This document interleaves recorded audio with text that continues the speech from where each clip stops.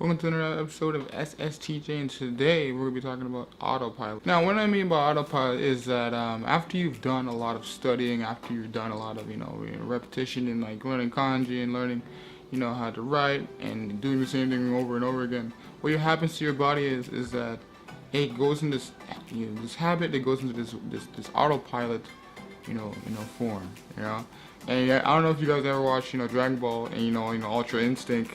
And Goku, he just, automatically just kind of, dodges stuff. It's pretty, almost the same like that. But it's just, with what you've been doing for a very long time, your body just gets used to doing it. Alright, your body gets accustomed to doing it. I remember before, when I wasn't studying a lot of Japanese, when I was studying a lot about, I wasn't talking to people. I couldn't, like, I had to think of what I had to say before, I said it. Alright, I had to think before I talked, alright? But since I've been, or at that time when I started, studying a lot more often, it got more easier to talk to people. It got more easier. I didn't have to, there wasn't like a thought process that was created, if you know what I mean. The thought process wasn't there anymore.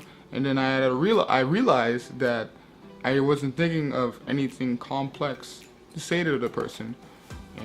When you start talking to someone, passionately about whatever you're doing or whatever you're about to do, whatever, right? You say it very clearly, right?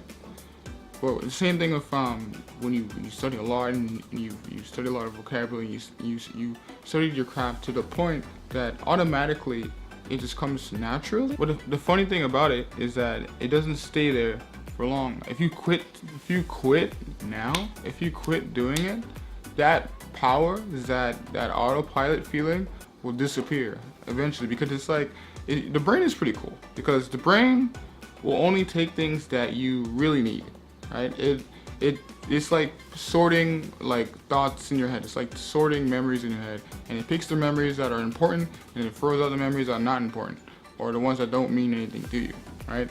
And the long as you keep pushing the importance of a certain memory, pushing the importance of a certain knowledge, right, then it will stay there longer and it will be used more frequently. One of the main things that people should be doing, especially a man should be doing, is keeping their craft to them, like being true to your craft. Be very, very simple with what you are good at in life, right? I know this is like going, deriving from the whole Japanese stuff, whatever, but like this is a general opinion of, well, my opinion of staying on course of what you're good at, right?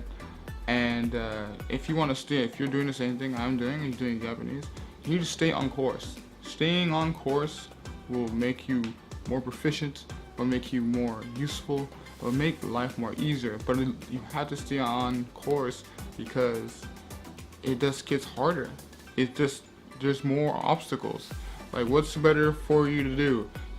Study for a triathlon and like, not study, like train for a triathlon and like work every day for the triathlon until the day comes, or just work a few times for the triathlon and then just kind of do all right. You don't want to do all right. You want to dominate, right? And that's what I'm trying to convey. That message. You have to dominate in anything that you do. So that's the video. I just wanted to mix it up and say more motivational, kind of, make you start thinking of what you should be, focusing on.